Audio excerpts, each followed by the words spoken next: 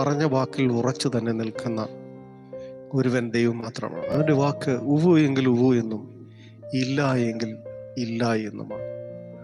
ഒരു മാറ്റവും അവൻ്റെ വാഗ്ദത്തങ്ങൾക്ക് ഇന്ന് വരെയും വന്നിട്ടില്ല.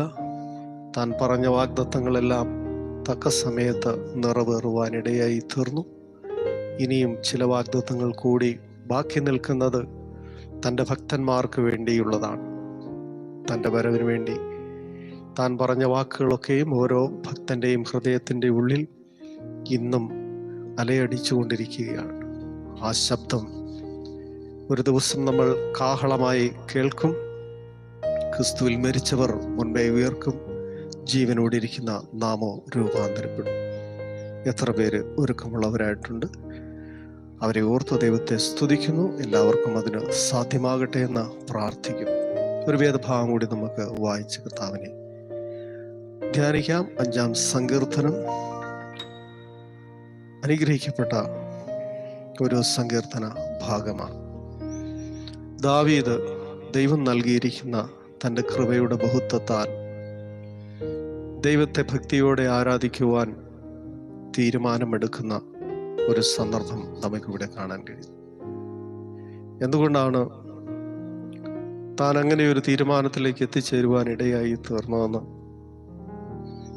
11-12 വാക്യങ്ങളിൽ നിന്ന് നമുക്ക് വളരെ വ്യക്തമായി മനസ്സിലാക്കുവാൻ കഴിയും. അവനെ ശരണം പ്രാപിക്കുന്നവരെല്ലാവരും സന്തോഷിക്കും.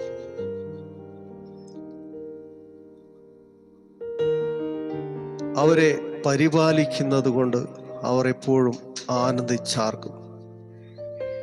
അവന്റെ നാമത്തെ സ്നേഹിക്കുന്നവർ ഉല്ലസിക്കും. നീതിമാനെ ദൈവം അനുഗ്രഹിക്കും, പരിച കൊണ്ടെന്ന പോലെ ദയ കൊണ്ടവനെ മറയ്ക്കും. അപ്പം ദൈവത്തിൽ നിന്നൊരു ദൈവവൈതൽ ആഗ്രഹിക്കാവുന്നതും ആവശ്യപ്പെടാവുന്നതുമായ ചില കാര്യങ്ങളാണ് നമുക്കിവിടെ കാണാൻ കഴിയുന്നത്. ദൈവത്തിൽ എല്ലാവരും സന്തോഷിക്കുവാൻ ഇടയായിത്തീരുന്ന ഒരനുഭവം ദൈവത്തെ ശരണം പ്രാപിക്കുന്നവർക്ക് ലഭിക്കുകയുള്ളൂ.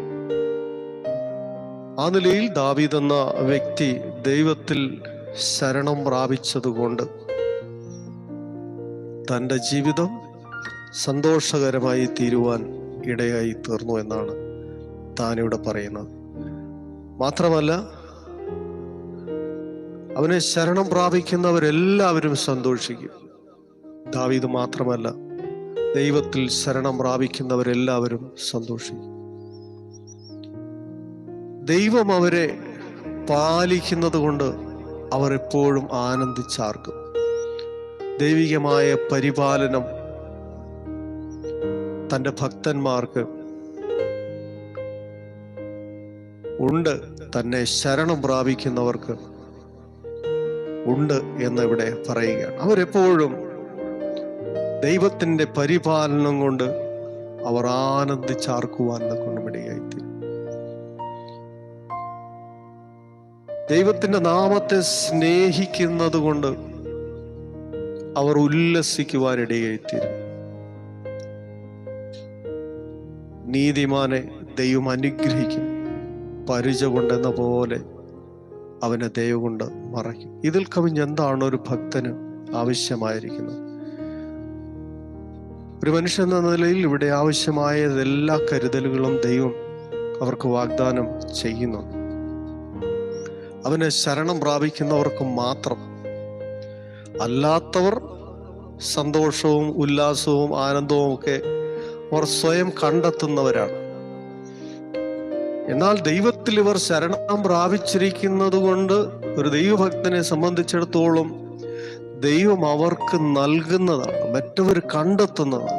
ലോകപ്രകാരം ജീവിക്കുന്നവർ സന്തോഷത്തിനും ഉല്ലാസത്തിനും ആനന്ദത്തിനും ഒക്കെ ഉള്ളതായ മാർഗങ്ങൾ അവർ കണ്ടെത്തുക. അതിനൊക്കെയുള്ള സംവിധാനങ്ങൾ ഓരോരുത്തർ ഈ ലോകത്തിൻ്റെ വിവിധ ഇടങ്ങളിൽ ഉണ്ടാക്കിയിട്ടിട്ടുണ്ട്. അവിടെയൊക്കെ പോയി അവർ ആനന്ദിക്കുകയും ഉല്ലസിക്കുകയും ഒക്കെ ചെയ്യുകയാണ്.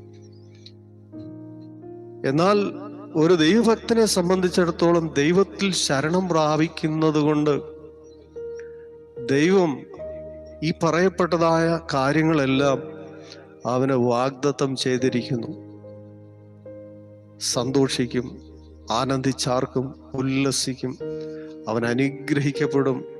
ദൈവികമായ സംരക്ഷണം, പരിച കൊണ്ടെന്ന പോലെ ദയ കൊണ്ടുള്ളതായ സംരക്ഷണം. ഇത്രയും മതി മനുഷ്യർക്ക് ഇവിടെ ജീവിക്കുവാൻ. അത് ശാശ്വതമായി നൽകിത്തരുന്ന ഒരു ദൈവം നാം സേവിക്കുന്ന കർത്താവായ യേശു ക്രിസ്തുവാണ്. ആ ദൈവത്തിൽ ആശ്രയിക്കുന്ന, അവനെ ശരണം പ്രാപിക്കുന്ന, അവന്റെ കൃപയുടെ ബഹുത്വത്താൽ ജീവിക്കുന്ന ഓരോ ഭക്തന്റെയും ജീവിതത്തിൽ ദൈവം അത് നൽകിക്കൊടുക്കുവാൻ തക്കൊണ്ട് ഇടയായി തീരുന്നത് കൊണ്ട് ദാവീദ് പറയുകയാണ്, ദൈവം ഇതെല്ലാം എൻ്റെ ജീവിതത്തിൽ നൽകിയിരിക്കുന്നു. അവനെ ശരണം പ്രാപിക്കുന്നവർക്കെല്ലാം അവനത് നൽകും. അതുകൊണ്ട് നിന്റെ കൃപയുടെ ബഹുത്വത്താൽ നിന്റെ ആലയത്തിലേക്ക് ചെന്ന് നിന്റെ വിശുദ്ധ മന്ദിരത്തിന് നേരെ നിങ്ങളുള്ള ഭക്തിയോടെ ഞാൻ ആരാധിക്കും. ഇപ്പോൾ ഭൂമിയിൽ ആവശ്യമായതെല്ലാം ലഭിക്കുന്നെങ്കിൽ പിന്നെ നമുക്ക് ദൈവത്തെ ആരാധിക്കുന്നതിന് മറ്റൊന്നും നോക്കേണ്ടതായ കാര്യമില്ല. പലപ്പോഴും ദൈവത്തെ ആരാധിക്കുന്നതിന് തടസ്സമായി നിൽക്കുന്നത് നമ്മുടെ ജീവിതത്തിൽ ഈ പറയപ്പെടുന്ന സന്തോഷമില്ലായ്മ, ആനന്ദമില്ലായ്മ, ഉല്ലാസമില്ലായ്മ, ദൈവം അനുഗ്രഹങ്ങൾ നൽകാത്ത അവസ്ഥകൾ.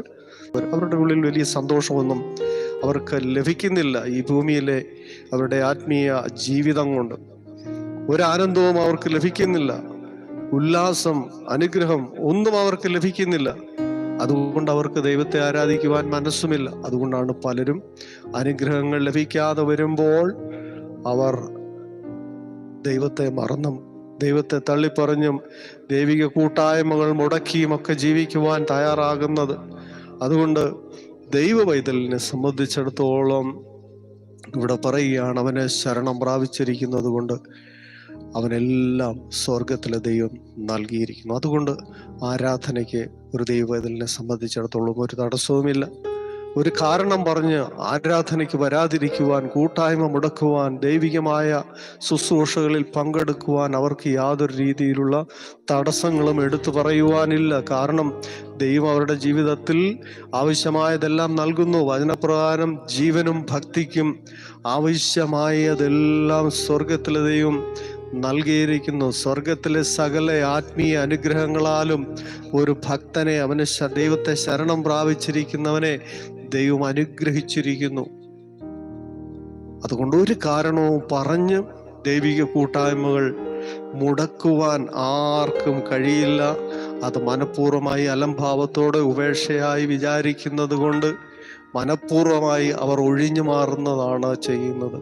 അതുകൊണ്ട് ഈ ദിവസങ്ങളിൽ യഥാർത്ഥമായി ദൈവത്തെ ശരണം പ്രാപിച്ച് ഈ സന്തോഷവും ആനന്ദവും ഉല്ലാസവും അനുഗ്രഹവും പരിച കൊണ്ടെന്ന പോലെ ദയ കൊണ്ടുള്ളതായ സംരക്ഷണവും ഒരു ഭക്തനെ സംബന്ധിച്ചിടത്തോളം അവന് ലഭിക്കുന്നുണ്ടെങ്കിൽ, ദാവീദ് പറഞ്ഞതുപോലെ അവൻ്റെ ആലയത്തിലേക്ക് ചെന്ന് വിശുദ്ധ മന്ദിരത്തിന് നേരെ അവങ്കലുള്ളതായ ഭക്തിയോടെ അവനെ ആരാധിക്കുവാൻ തക്കവണ്ണമുള്ളതായ കൃപ സ്വർഗത്തിലെ ദൈവം അവന് നൽകിയിട്ടുണ്ട്. ആ കൃപയുടെ ബഹുത്വം ഓരോ ദൈവഭക്തനും ദൈവം നൽകിയിട്ടുണ്ട്. അതുകൊണ്ട് ഈ ദിവസങ്ങളിൽ ദൈവം നൽകിയിരിക്കുന്നതായ കൃപയ്ക്കനുസരിച്ച് അവനെ ആരാധിക്കുവാനും മഹത്വപ്പെടുത്തുവാനും തയ്യാറാകുക.